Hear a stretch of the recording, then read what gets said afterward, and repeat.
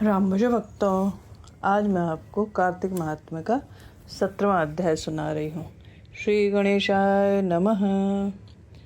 जब शैल गणेश तथा स्वामी कार्तिकेय अपनी सेना को नष्ट होती हुई देखकर क्रोधित हो शीघ्र ही दैत्यों के रोकने में लग गए, तब श्री नारद जी बोले, वे तीनों राक्षस इन तीन सेनापतियों नंदी, गणेश जी और स्वामी कार्तिकेय जी को देख क्रोधित हो कुश्ती लड़ने के लिए दौड़े।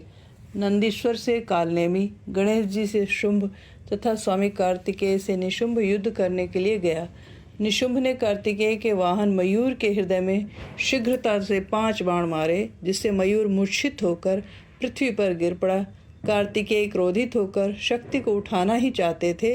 इतने में निशुंभ ने तीव्रता से अपनी शक्ति से षडानन की शक्ति को काट दिया। नंदीश्वर ने सैकड़ों बाणों से कालनेमी को मारकर 7 बाणों से घोड़ों, धनुष तथा सारथी को काट दिया। क्रुद्ध कालनेमी ने नंदीश्वर के धनुष को काट दिया। नंदीश्वर ने उसके आक्रमण को रोककर त्रिशूल से कालनेमी की छाती में प्रहार किया। कालनेमी का हृदय विदीर्ण हो गया तथा घोड़े और सारथी मर गए। तब कालनेमी ने भी पर्वत शिखर के प्रहार से नंदीश्वर को धराशायी कर दिया। एक और रथ तथा मूषक वाहन वाले गणेश जी और शुंभ दोनों युद्ध करते हुए परस्पर एक दूसरे पर बाणों की वर्षा करते हुए गुंथ गए। गणपति ने शुंभ की छाती में बाण मार के 3 बाणों से उसके सारथी को पृथ्वी पर गिरा दिया। अतिशय क्रोधित होकर शुंभ ने भी गणेश जी पर बाणों की कराल वर्षा की और 3 बाणों से मूषक को मारकर मेघ की तरह गर्जना करने लगा। गणेश जी का वाहन मूषक बाणों से अति पीड़ित होकर चलने में असमर्थ हो गया। तब गणेश जी की मूषक से उतरकर पैदल चलने लगे। गणेश जी ने अपने फरसे से शुंभ के हृदय में प्रहार कर उसे भूमि पर गिरा दिया और स्वयं फिर अपने मूषक पर सवार हो गए। कालनेमी और निशुंभ ये दोनों भी एकाएक गणेश जी को अंकुश से मदोन्मत्त हाथी के समान बाणों से मारने लगे। गणेश जी को कष्ट में देखकर असंख्य भूत गणों को साथ ले पराक्रमी वीरभद्र शीघ्रता से दौड़कर वहां आए। कूष्मांडा, भैरव, बेताल, पिशाच तथा योगिनी गण वीरभद्र के साथ आए। तब सैनिकों के सिंह के समान कोलाहल तथा घर घर शब्द से पृथ्वी कांपने लगी। तब उस युद्ध क्षेत्र में भूतगण दैत्यों को खाते हुए ऊपर नीचे उछलते हुए नाचने लगे। नंदीश्वर तथा स्वामी कार्तिकेय बड़ी सावधानी के साथ शीघ्रतापूर्वक बाणों को छोड़ते हुए संग्राम भूमि में दैत्यों को मारने लगे।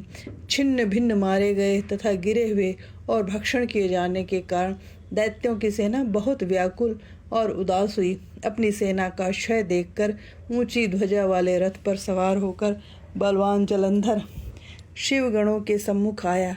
तब तो हाथी, घोड़े, शंख, भेरी का भयंकर शब्द दोनों सेनाओं में होने लगा। जलंधर की बाण वृष्टि से आकाश मंडल और पृथ्वी तल मानो पाले से आच्छादित हो गया। जलंधर गणेश जी पर 5, नंदीश्वर पर 9, वीरभद्र के ऊपर 20 बाण छोड़कर मेघ के समान गरजने लगा। तब शीघ्र ही षडानन ने जलंधर को अपनी शक्ति से मारा। उसके संधान से उसे कुछ घबराहट हुई। क्रोधित होकर जलंधर ने स्वामी कार्तिकेय को गदा के आघात से पृथ्वी पर गिरा दिया। नंदीश्वर को भी उसी तरह शीघ्रता से पृथ्वी पर गिरा दिया। तब गणेश जी ने क्रोधित होकर उसकी गदा को फरसे से काट दिया। वीरभद्र ने जलंधर को 3 बाणों से और 7 बाणों से घोड़ों, ध्वजा, धनुष तथा छत्र को काट दिया। तब जलंधर ने अपनी अति प्रचंड शक्ति से गणेश जी को गिरा दिया और स्वयं दूसरे रथ पर चढ़ गया।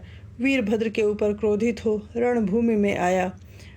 तब सूर्य के समान देदीप्यमान दोनों वीर परस्पर युद्ध करने लगे।